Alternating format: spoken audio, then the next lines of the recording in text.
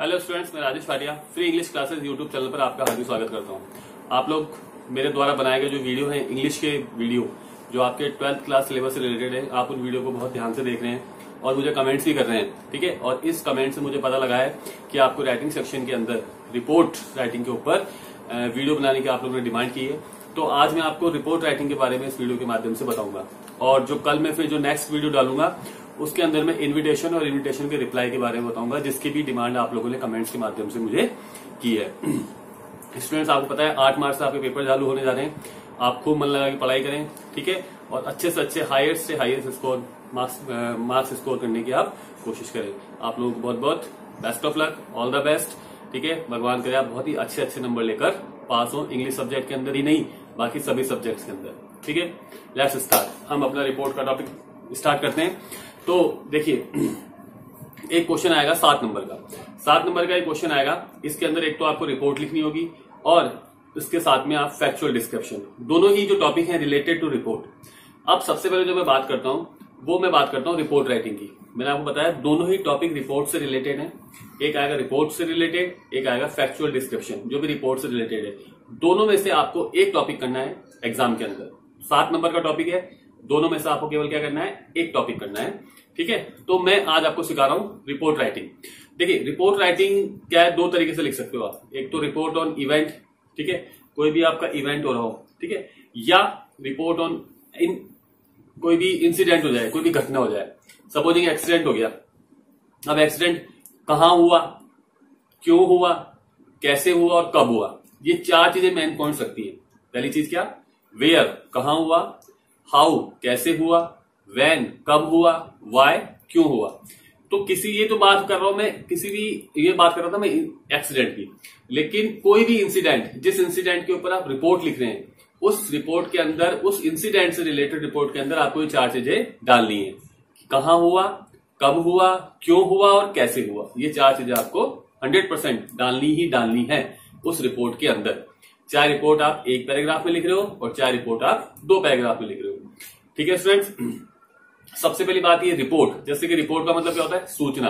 Report मिलती कहां से आपको, रिपोर्ट आपको मिलती है न्यूज़पेपर के माध्यम से, ठीक है, किसी मैगजीन के माध्यम से मिलती है रिपोर्ट आपको, किसी बुक के माध्यम से आपको रिपोर्ट मिलती है। तो रिपोर्ट क्या होती है, एक संक्षिप्त विवरण होता है किसी घटना का या किसी इवेंट का, वो एक रिपोर्ट होती है। अब आपको आपके सामने मेन चीज, ज्यादा डिस्कस हम नहीं करेंगे क्योंकि एग्जाम नियर है।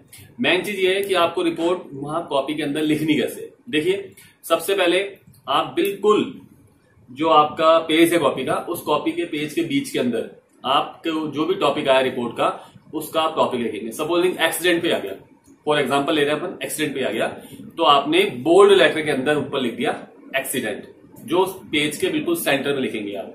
मान लीजिए ये पेज है, तो पेज के बिल्कुल सेंटर में आपके लिखेंगे एक्सीडेंट। ठीक है स्टूडेंट्स, अब उसके नीचे क्वेश्चन के अंदर नाम दिया हुआ होगा, ऐसे दिया हुआ होगा, supposing you are Rajesh Bhatia, reporter of फला फला न्यूज़पेपर। ठीक है, और आपको एक्सीडेंट के ऊपर रिपोर्ट प्रिपेयर करना है। तो आपने पहले टॉपिक लिया, टॉपिक आपने बिल्कुल पेज के बीचों बीच लिख दिया एक्सीडेंट। क्लियर, उसके नीचे आपके लिखेंगे बाय राजेश भाटिया, जिसका भी नाम दिया हुआ है। या तो मैं मेरा नाम बोल रहा हूं, जैसे क्वेश्चन पेपर में सपोजिंग मेरा नाम दिया हुआ है राजेश भाटिया, तो मैंने क्या लिखा, बाय राजेश भाटिया।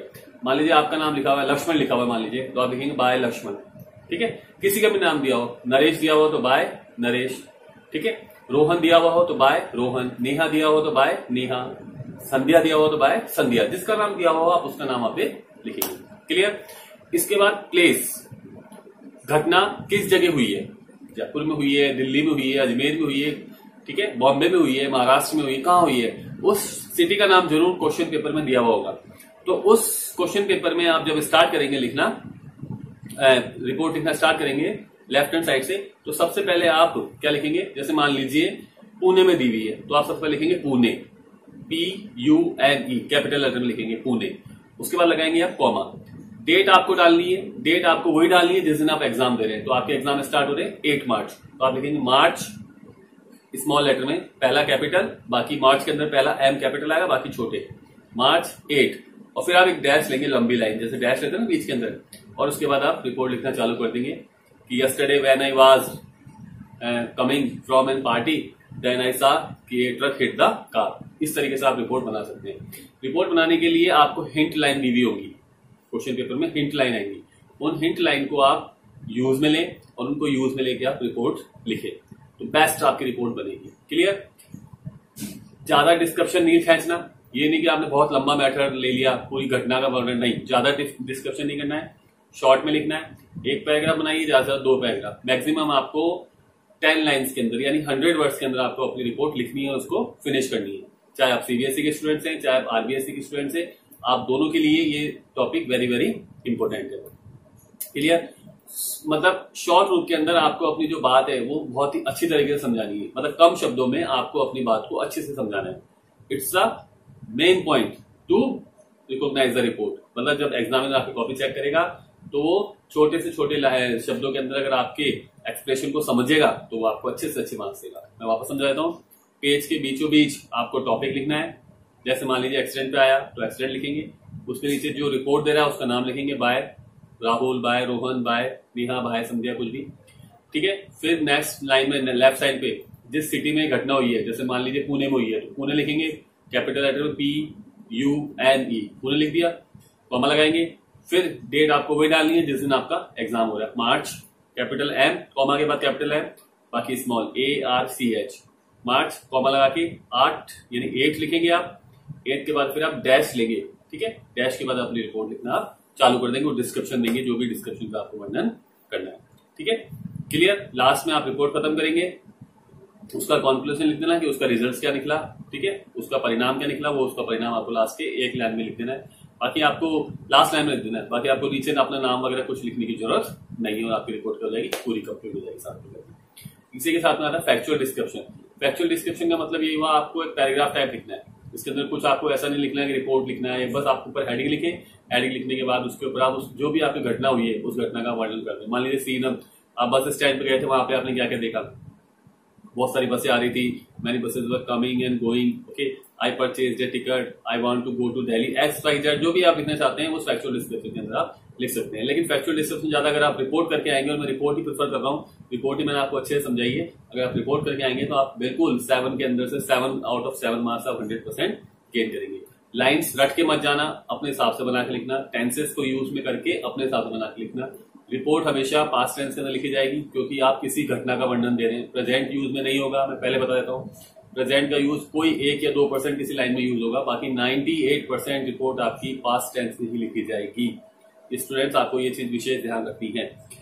ठीक है स्टूडेंट्स, तो आपको रिपोर्ट जो मैंने समझाई वो आपको अच्छे से समझ में आ गई होगी। मैंने बहुत ही शॉर्टली समझाई, मैंने कोई डिस्क्रिप्शन नहीं लिया, लंबा वर्णन नहीं दिया है, लंबा डिस्क्रिप्शन मैंने नहीं दिया है, शॉर्टली समझाई क्योंकि आपके एग्जाम दिया है। आपको बिल्कुल घबराने की जरूरत नहीं है। आप लोगों की जो डिमांड आई इन्विटेशन की और रिप्लाई की, वो भी मैं आपको अगली कल ही मतलब tomorrow I will upload shortly. मैं कल ही वो वीडियो भी आपके लिए अपलोड कर दूंगा। आप लोग अच्छे से तैयारी करें, अच्छे से एग्जाम दें। Best of luck. और अगर आपको मेरा वीडियो पसंद आया हो तो मेरे वीडियो को आप लाइक करें, शेयर करें एंड सब्सक्राइब करें। थैंक्स, धन्यवाद।